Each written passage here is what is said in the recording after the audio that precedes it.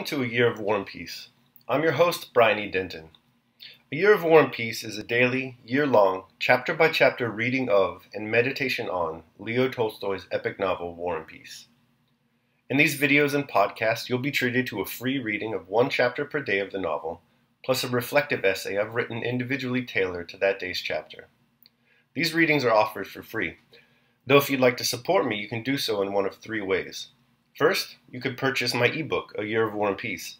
It features the entire novel, plus all of my reflective essays, and it's only $2.99 on Amazon.com. You could also become a patron at patreon.com/Brian E. Denton. If you sign up there, you'll receive a sonnet once a month, plus a link to an ebook of my collected sonnets. Finally, if you like, you can make a one-time donation to my PayPal account. The email there is brianedenton@gmail.com. You can also use that email to contact me. I'd be happy to hear from you. Your support is greatly appreciated. Today's reading and reflection is on Chapter 185. Chapter 185. 2 days later, on the 15th of July, an immense number of carriages were standing outside the Sloboda Palace. The great halls were full. In the first were the nobility and gentry in their uniforms, in the second, bearded merchants in full-skirted coats of blue cloth and wearing medals. In the noblemen's hall, there was an incessant movement and buzz of voices. The chief magnates sat on high-backed chairs at a large table under a portrait of the emperor, but most of the gentry were strolling about the room. All these nobles, whom Pierre met every day at the club or in their houses, were in uniform. Some in that of Catherine's day, others in that of Emperor Paul. Others again in the new uniform of Alexander's time, or the ordinary uniform of the nobility, and the general characteristic of being in uniform imparted something strange and fantastic to these diverse and familiar personalities, both old and young. The old men, dim-eyed, toothless, bald, sallow, and bloated, or gaunt and wrinkled, were especially striking. For the most part, they sat quietly in their places and were silent, or, if they walked about and talked, attached themselves to someone younger. On all these faces, as on the faces of the crowd Petya had seen in the square, there was a striking contradiction, the general expectation of a solemn event, and at the same time the everyday interest in a Boston card party. Peter the cook, Zinaida Dmitrievna's health, and so on. Pierre was there too, buttoned up since early morning in a nobleman's uniform that had become too tight for him. He was agitated.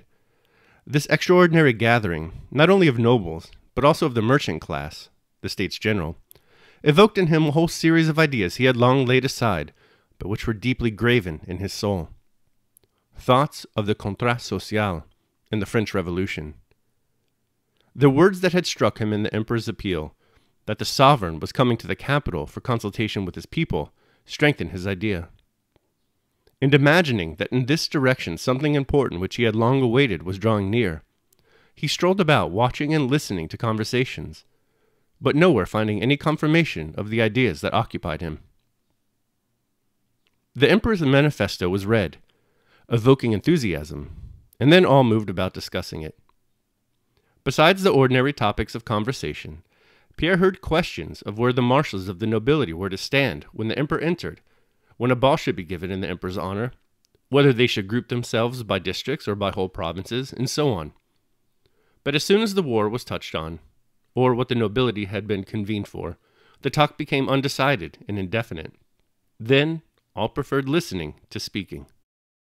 A middle-aged man, handsome and virile, in the uniform of a retired naval officer, was speaking in one of the rooms, and a small crowd was pressing around him. Pierre went up to the circle that had formed around the speaker and listened.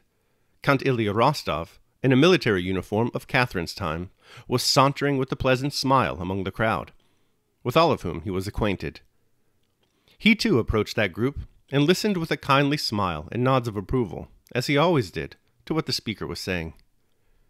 The retired naval man was speaking very boldly, as was evident from the expression on the faces of the listeners, and from the fact that some people Pierre knew as the meekest and quietest of men walked away disapprovingly or expressed disagreement with him. Pierre pushed his way into the middle of the group, listened, and convinced himself that the man was indeed a liberal, but of views quite different from his own. The naval officer spoke in a particularly sonorous, musical, and aristocratic baritone voice, pleasantly swallowing his R's, and generally slurring his consonants. The voice of a man calling out to a servant, "Hey, bring me my pipe." It was indicative of dissipation and the exercise of authority. What if the Smolensk people have offered to raise a militia for the emperor? Are we to take Smolensk as our pardon? If the noble aristocracy or the province of Moscow thinks fit, it can show its loyalty to our sovereign, the emperor, in other ways. Have we forgotten the raising of the militia in the year 7? All that did was enrich the priest's sons, and thieves and robbers. Count Ilya Rostov smiled blandly and nodded approval. And was our militia of any use to the empire? Not at all. It only ruined our farming. Better have another conscription. Of our men were yet neither soldiers nor peasants, and we'll get only depravity from them. The nobility don't grudge their lives. Every one of us will go, and bowing, and more recruits, and the sovereign. That was the way he referred to the emperor. Need only say the word, and we'd all die for him, added the orator with animation. Count Rostov's mouth watered with pleasure, and he nudged Pierre. But Pierre wanted to speak for himself. He pushed forward, feeling stirred, but not yet sure what stirred him or what he would say. Scarcely had he opened his mouth when one of the senators, a man with a tooth in his head, with a shrewd though angry expression, standing near the first speaker, interrupted him. Evidently accustomed to managing debates and to maintaining an argument, he began in low but distinct tones. "I imagine, sir," said he, mumbling with his toothless mouth, "that we have been summoned here not to discuss whether it's best for the empire at the present moment to adopt conscription or to call out the militia. We have been summoned to reply to the appeal with which our sovereign the emperor has honored us. But to judge what is best, conscription or the militia, we leave to the supreme authority." Pierre suddenly saw an outlet for his excitement. He hardened his heart against the senator who was introducing this set and narrow attitude into the deliberations of the nobility. Pierre stepped forward and interrupted him. He himself did not know yet what he would say, but he began to speak eagerly, occasionally lapsing into French or expressing himself in bookish Russian. "Excuse me, Your Excellency," he began. He was well acquainted with the senator, but thought it necessary on this occasion to address him formally. "Though I don't agree with the gentleman," he hesitated. He wished to say, "my very honorable opponent." "Though I don't agree with the gentleman whom I have not yet had the honor of knowing, I suppose that the nobility have been summoned not merely to express their sympathy and enthusiasm, but also to consider the means by which we can assist our fatherland. I imagine," he went on, warming to his subject, "that the emperor himself would not be satisfied to find in us merely owners of serfs whom we are willing to devote to his service, and, cher à canon, we are ready to make of ourselves, and not to obtain from us any co-counsel." Many persons withdrew from the circle, noticing the senator's sarcastic smile and the freedom of Pierre's remarks. Only Count Rostov was pleased with them, as he had been pleased with those of the naval officer, the senator, and in general with whatever speech he had heard last. "I think that before discussing these questions," Pierre continued, "we should ask the emperor, most respectfully ask his high majesty, to let us know the number of our troops and the position in which our army and our forces are now, and then—" But scarcely had Pierre uttered these words before he was attacked from 3 sides. The most vigorous attack came from an old acquaintance, a Boston player who had always been well disposed toward him, Stepan Stepanovich Adruskin. Adruskin was in uniform, and whether as a result of the uniform or from some other cause, Pierre saw before him quite a different man. With a sudden expression of malevolence on his aged face, Adruskin shouted at Pierre, "In the first place, I tell you we have no right to question the emperor about that, and secondly, if the Russian nobility had that right, the emperor could not answer such a question. The troops are moved according to the enemy's movements, and the number of men increases and decreases." Another voice, that of a nobleman of medium height and about 40 years of age, whom Pierre had formerly met at the Gypsies and knew as a bad card player, and who, also transformed by his uniform, came up to Pierre, interrupted Adruskin. "Yes, and this is not a time for discussing," he continued, "but for acting. There is war in Russia. The enemy is advancing to destroy Russia, to desecrate the tombs of our fathers, to carry off our wives and children." The nobleman smote his breast. "We will all arise. Every one of us will go. For our father, the Tsar," he shouted, rolling his bloodshot eyes.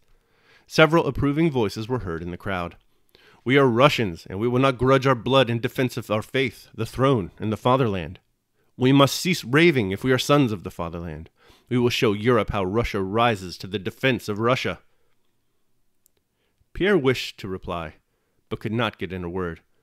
He felt that his words, apart from what meaning they conveyed, were less audible than the sound of his opponent's voice. Count Rostov at the back of the crowd was expressing approval. Several persons, briskly turning a shoulder to the orator, at the end of the phrase said, "That's quite right, just so." Pierre wished to say that he was ready to sacrifice his money, his serfs, or himself. Only one ought to know the state of affairs in order to be able to improve it, but he was unable to speak. Many voices shouted and talked at the same time, so that Count Rostov had not time to signify his approval of them all, and the group increased, dispersed, reformed, and then moved with a hum of talk into the largest hall, into the big table.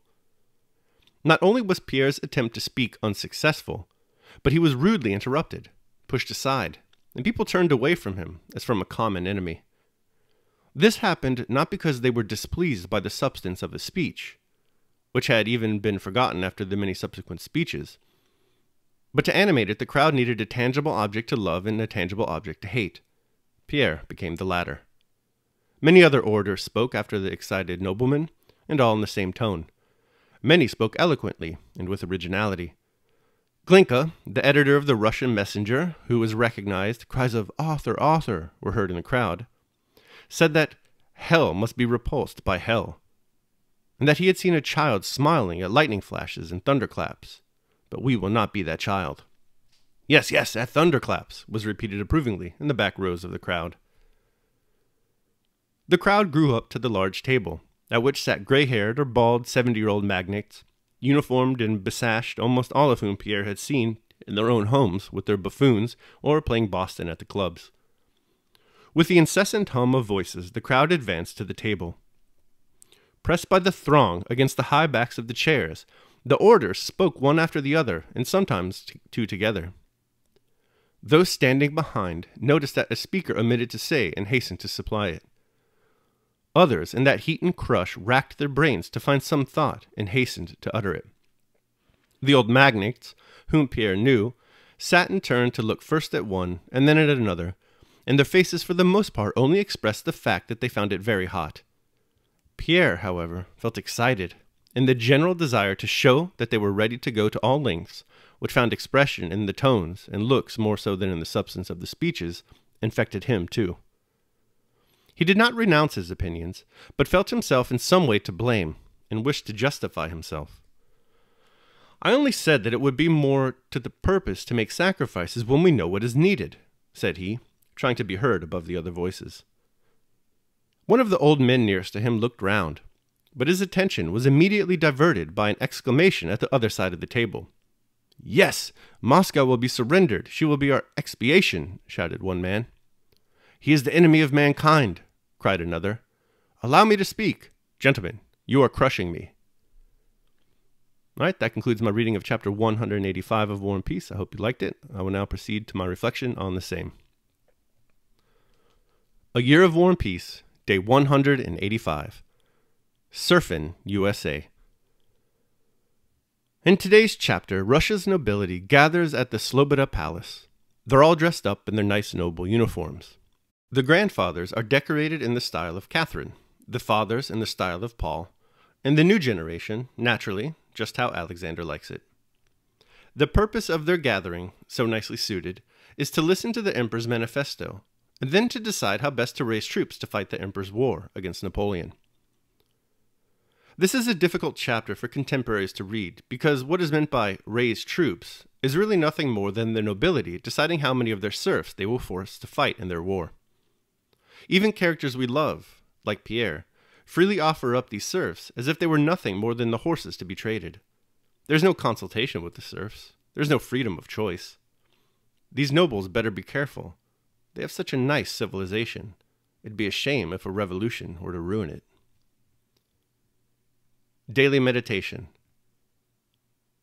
We hold these truths to be self-evident, that all men are created equal, that they are endowed by their Creator with certain unalienable rights, that among these are life, liberty, and the pursuit of happiness. United States Declaration of Independence.